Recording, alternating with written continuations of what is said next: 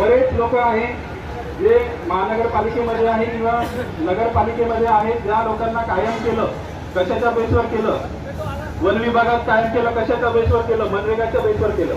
मनरेगा ही अशी योजना आहे जी योजना कर्मचाऱ्यांना इथं बसावं लागतं, हे आपलं दुर्दैव आहे भाऊ.